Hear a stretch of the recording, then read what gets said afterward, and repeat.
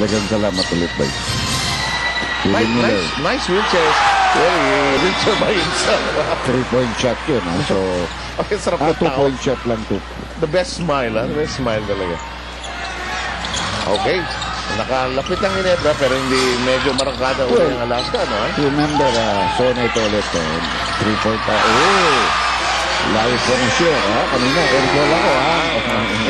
Ito, huwag mong gagalitin itong batang ito. He'll bounce back quickly. In the meantime, take away by Alaska.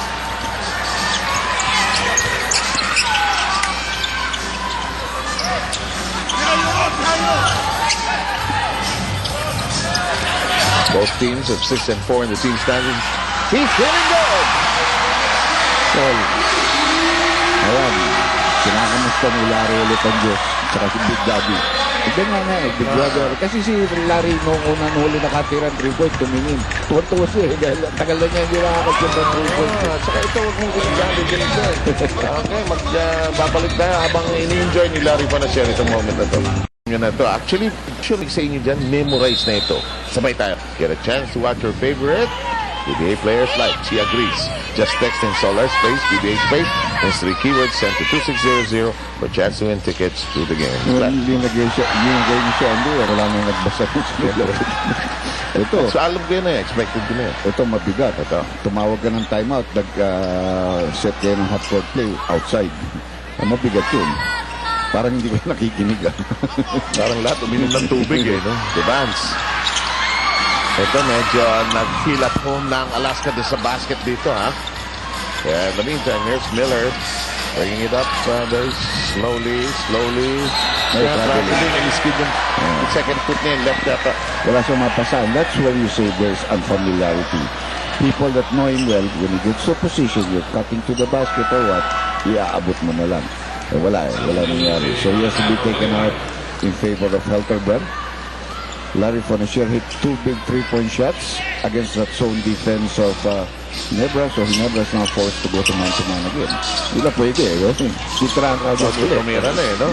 Dalawa pa. Ito, baka tatlo. Well, iba ito. Nice hand-off pass. Talagang magaling tumira sa corners yan. Ito, 16-17 footers for Tony De La Cruz. Diba mas malapit yan? Mas malapit yan. Mas malapit yan if it's a 22 na. Pero he's a guy who really loves to shoot from that angle. Ano man? And somebody got Mark Aguiwa on the back of the head there on the drive. Because I know and probably Canaston is iniinda doon yung back ng rim, no? Hindi yung front. Yeah, I think whenever you shoot a shot, you should all aim to the inner part, no? Para pating ba yan, Dr. Jeff? Iba yun eh. Iba yan. That's a different game. Yeah, may malaking swerte yun. May araw magaling tayo, may araw bulok. Araw, puro chamba. Kahit pa paano. Gusto ko yung araw na yun. That is the reason why you play golf. Yeah. Because you have triple bogey and then you sink a 40-footer for birdie. Di ubus sila. Bukas laro ulit ako. 83. Alaska 10 na naman area. Yeah, it went up to as high as 12, which is the biggest lead of the ball game. Back to a zone defense again dito para sa Ginebra. So they're mixing up their defenses here.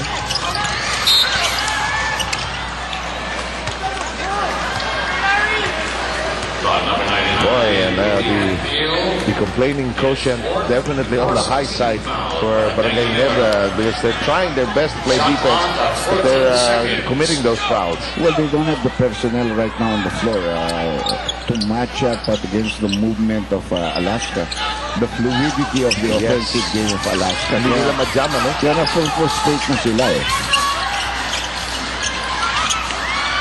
And it's a near takeaway, but faster feet creating this opportunity. And this guy, the reason why he became a very popular player, not because he just can score. He's very fearless. Now 1-on-3, there's no problem with me. Yeah. I get myself into good position. 15 points.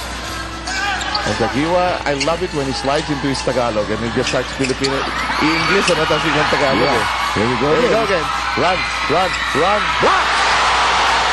That's a great block by Borboran.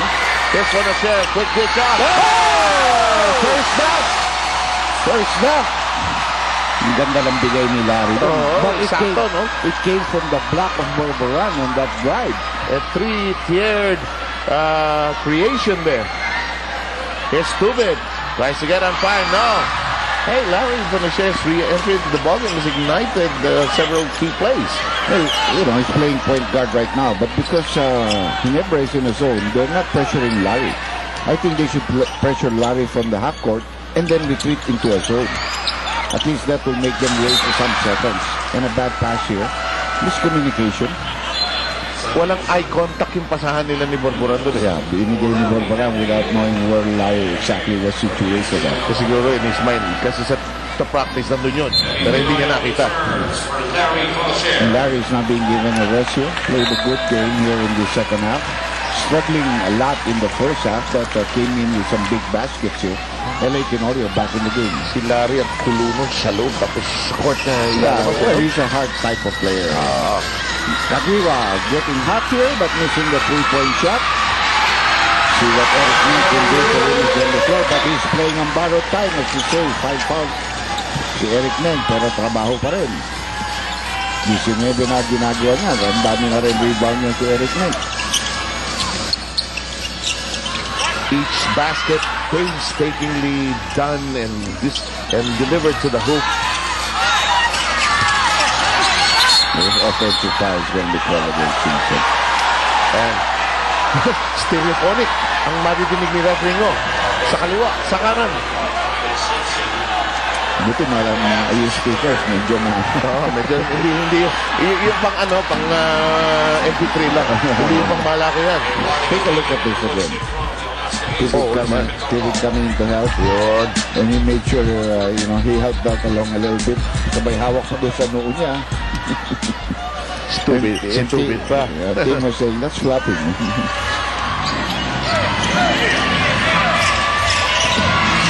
Time coming down to the 7:53 mark.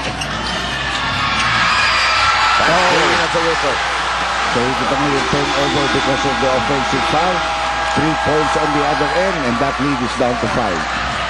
10 points already by J.J. Hildebrand. May timeout tayo dito. Hindi lang natin alam kung anong tinawag dito.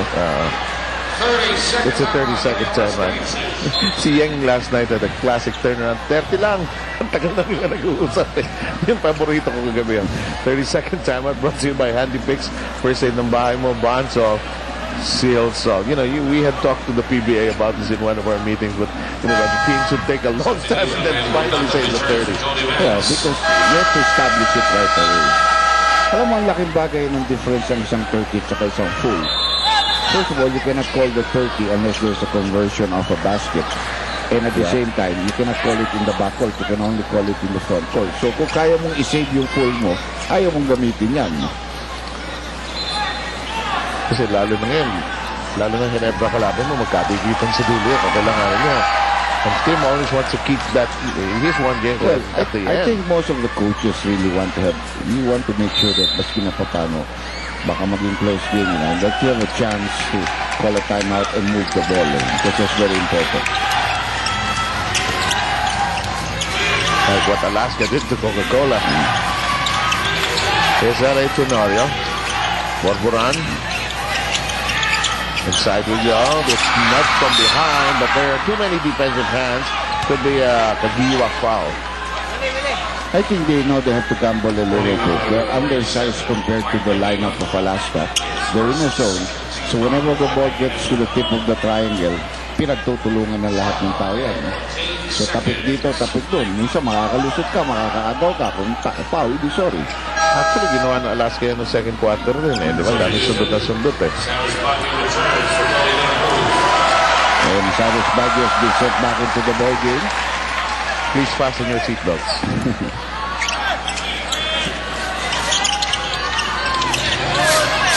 7.5 to go. Into the deep corner we go.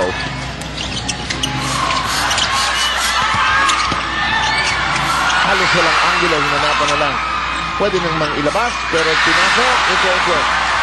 Well, there were 2 opportunities there for Alaska to get the lead to 7, but they missed it both. pick and roll here for Halter. And the corner pass anticipated. And that's why Borboranda is there to sort of give some height defensively. Only 5 seconds left on the shot clock para sa Barangay Ginebra. Plenty of time really to